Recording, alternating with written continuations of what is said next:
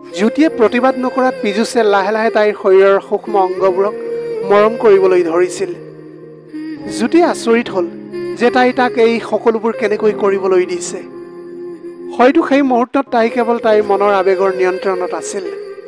কিছু সময়ৰ পিছত পীযুষে জ্যোতিৰ শৰীৰৰ অংগবোৰ লাহেকৈ হেঁচা মাৰি ধৰিলে আৰু তাৰ পিছত আজি ঘৰৰ সকলোৱে বৰ সুখী হৈছিল আৰু জ্যোতিও আজিৰে পৰা ঘৰৰ কাম কাজৰ পৰা কিছু সকাহ পাবলৈ ওলাইছিল।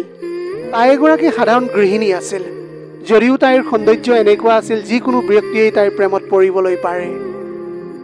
বিয়াৰ 7 বছৰ হ'ল আৰু বিয়াৰ আগতে তাই এটা বহুজাতিক কোম্পানীত কাম কৰি আছিল, যদিও বিয়াৰ পিছত তাই এতিয়া সকলোবিলাক এৰিবলগীয়া হৈছিল। কাৰণটো হ'ল তাইৰ শহুৰেকৰ ডাঙৰ এটা ঘৰ আছিল আৰু তেওঁলোকৰ একমাত্ৰ ল'ৰা অৰ্থাৎ তাইৰ স্বামীয়ে সকলোবিলাক চম্ভালিবলৈ ধৰিছিল। আজিৰ দিনটোত সকলো সুখী আছিল যদিও জ্যোতিৰ মনত এটা অদ্ভুত অনুভৱ আছিল। ৰুমত অকলে থাকোঁতে তাইৰ মনত পৰিল 2 মাহ আগৰ এটা ঘটনা। সেইদিনা তাই বাছ এখনত বহি শুই আছিল। অৰ্থাৎ তাইৰ হাতত এটা অদ্ভুত স্পৰ্শ অনুভৱ হ'বলৈ ধৰিছিল। তাই তেতিয়া ঘূৰি চোৱাৰ লগে লগে দেখিলে যে পীযুষৰ হাতখন হয়। এতিয়া প্ৰথমতে তাই ভাবিলে যে হয়তো সি শুই আছে আৰু ভুলতে তাৰ হাতখন তাইৰ হাতত লাগিছিল। কিন্তু যেতিয়া তাই আকৌ শুবলৈ চেষ্টা কৰিলে, কিছু সময়ৰ পাছত পীযুষৰ হাতখন আকৌ তাইৰ হাতত লাগিবলৈ ধৰিছিল। সেইটো সময়ত জ্যোতিয়ে হাত কটা ব্লাউজ পিন্ধিছিল, যাৰ বাবে তাইৰ হাতখন খোলা আছিল। তাই এতিয়া বুজি পাইছিল যে এইটো ভুল নহয়, কিন্তু পীযুষে ইচ্ছাকৃতভাৱেই কৰি আছিল, যদিও এইটোৱে আছিল প্ৰথমবাৰৰ বাবে যিটো সি সাহসেৰে কৰিছিল।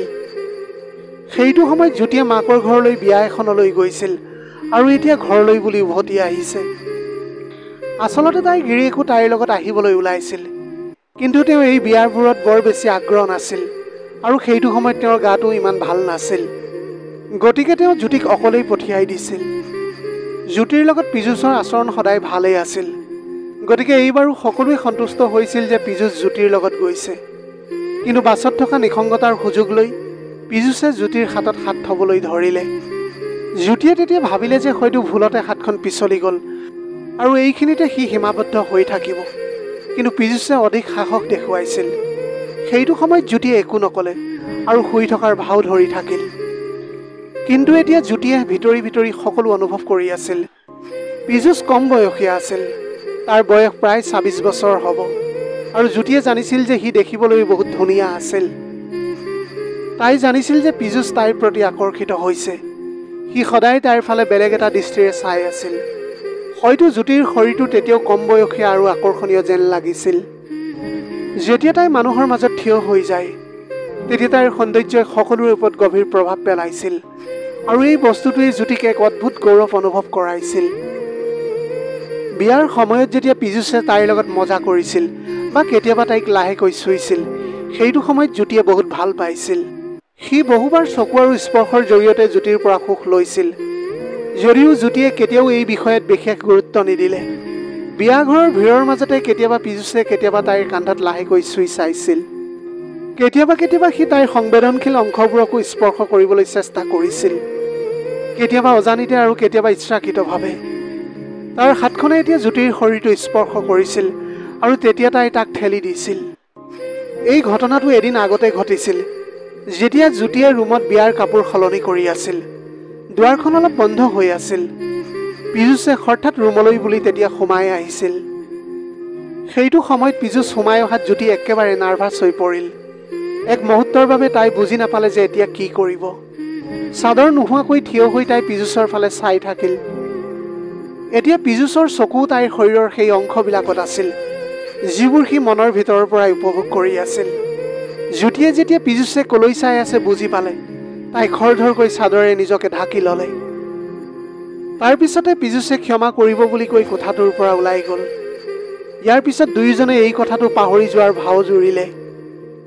হঠাৎ পিছদিনা জ্যোতিয়ে পুনৰ ডেৰাডুনলৈ যাব লগা হ'ল আৰু ভনীয়েকৰ জোৰত পীযুষকো লগত লৈ গ'ল। জ্যোতিৰো পীযুষৰ লগত ডেৰাডুনলৈ যোৱাত কোনো আপত্তি নাছিল, কাৰণ বাছ যাত্ৰাত তাইৰ লগত কোনোবা এজনৰ খুবেই প্ৰয়োজন আছিল। বিয়াৰ হুলস্থুলত ভাগৰুৱা হৈ জ্যোতি আৰু পীযুষে ইজনে সিজনৰ পৰা অলপ দূৰত্ব বজাই বাছত শুই পৰিছিল। এনেকৈ 4-5 ঘণ্টা ধৰি বাছখন চলি থকাৰ সময়ত সকলো লাইট বন্ধ হৈ গ'ল। এতিয়া কেৱল বাহিৰৰ পৰা অহা পোহৰৰ ৰশ্মিহে সোমাই আহিছিল বাছখনৰ ভিতৰলৈ। খিৰিকীখনৰ পৰা অহা পোহৰৰ বাবে জ্যোতি শুব পৰা নাছিল। গতিকে তাই খিৰিকীখনৰ পৰ্দাবোৰ টানিবলৈ চেষ্টা কৰিলে, কিন্তু এখন পৰ্দা আবদ্ধ হৈ পৰিল। তেনেতে পীযুষে তাইক হাতেৰে পৰ্দাখন টানিবলৈ সহায় কৰিলে। এনে সময়তে তাৰ হাতখনে জ্যোতিৰ কান্ধত লাহেকৈ স্পৰ্শ কৰিলে। এতিয়া এইটো স্পৰ্শই জ্যোতিক বেলেগ এটা অনুভৱ কৰাইছিল। পীযুষে অৱশেষত পৰ্দাখন বন্ধ কৰি দিলে আৰু ভিতৰৰ পৰা বৰ ঠাণ্ডা হোৱাৰ বাবে জ্যোতিয়ে পীযুষক বেগৰ পৰা চাদৰ এখন উলিয়াই আনিবলৈ ক'লে। কিছু সময়ৰ পাছত আড্ডা মাৰি থাকোঁতে জ্যোতিৰ টোপনি আহিল।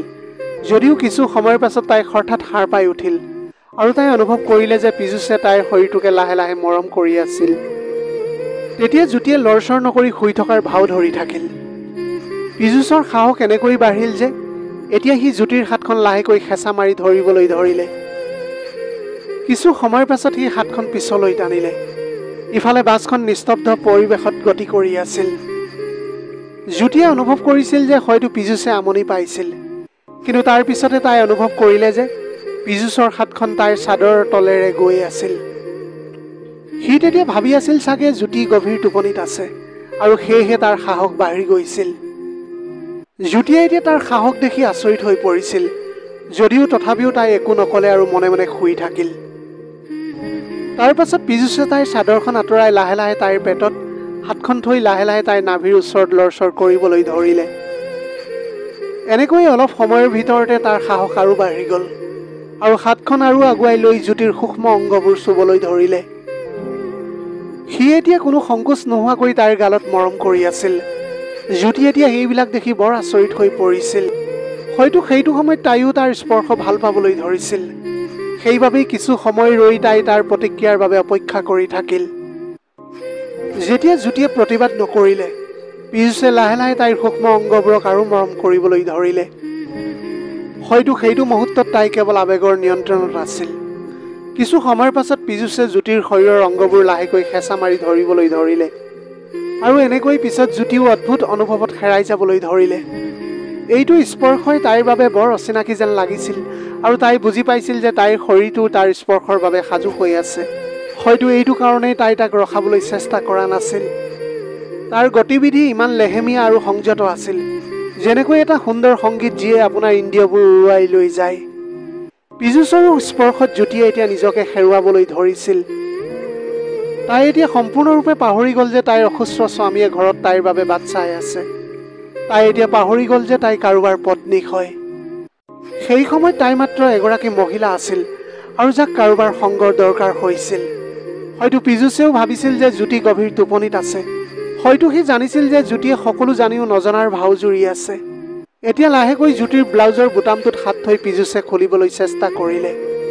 এতিয়া আলফুলে আঙুলি দুটা ভিতৰলৈ সুমুৱাই দি লাহে লাহে ব্লাউজৰ বুটামটো খুলিলে। এতিয়া পীযুষৰ সকলো আঙুলি তাইৰ ভিতৰত আছিল আৰু জ্যোতিয়ে তাৰ এই কামটোত বহুত ভাল পাবলৈ ধৰিছিল। তাৰ আঙুলিবোৰ ভিতৰলৈ যোৱাৰ লগে লগে জ্যোতিৰ মুখৰ পৰা সামান্য শব্দ এটা ওলাই আহিছিল। তেতিয়া তাইৰ সেই প্ৰতিক্ৰিয়াই পীযুষক সেউ সংকেত দিলে। সি পিছফালৰ পৰা জ্যোতিক জোৰেৰে ধৰি ৰাখিলে আৰু সিহঁতৰ শৰীৰে ইটোৱে সিটোক চুই গ'ল। এতিয়া পীযুষৰ এই কাৰ্যই জ্যোতিৰ শৰীৰত এক অদ্ভুত অনুভূতিৰ সৃষ্টি কৰিছিল। সি এতিয়া ৰোমাঞ্চিত অনুভৱ কৰিবলৈ ধৰিলে। জ্যোতিও এতিয়া সম্পূৰ্ণ উত্তেজিত হৈ পৰিছিল। আন্ধাৰত দুয়োজনেই নিজৰ নিজৰ পৃথিৱীত আছিল আৰু কোনেও তেওঁলোকৰ বিষয়ে একো গম পোৱা নাছিল। জ্যোতিয়ে ভিতৰৰ গভীৰতাক এতিয়া অনুভৱ কৰিবলৈ ধৰিছিল। তাই আৰু আগুৱাই যাবলৈ বিচাৰে, কাৰণ এতিয়ালৈকে সিহঁতৰ মাজত কেৱল স্পৰ্শহে চলি আছিল। জ্যোতিৰ এই মনোভাৱ দেখি পীযুষে লাহে লাহে তাইৰ উদ্দেশ্যটো বুজি পাইছিল। এতিয়া লাহে লাহে তাইৰ চুলিখিনি আঁতৰাই তাইৰ খোলা ব্লাউজটোৰ পিছফালে মৰম কৰিবলৈ ধৰিলে। জ্যোতিয়ে এতিয়া নিজকে পীযুষৰ হাতত গতাই দিছিল। আজি তাইৰ মুখত এটা বেলেগ জিলিকনি দেখা গৈছিল।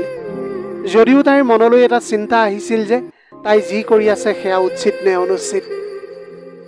তথাপিও তাই আজি পীযুষে তাইৰ মাজত জগাই তোলা কামনাক ৰোধ কৰিব পৰা নাছিল। তেতিয়া জ্যোতিয়ে মনতে ভাবিলে যে এতিয়া পিছুৱাই যোৱাৰ কোনো প্ৰশ্নই নুঠে।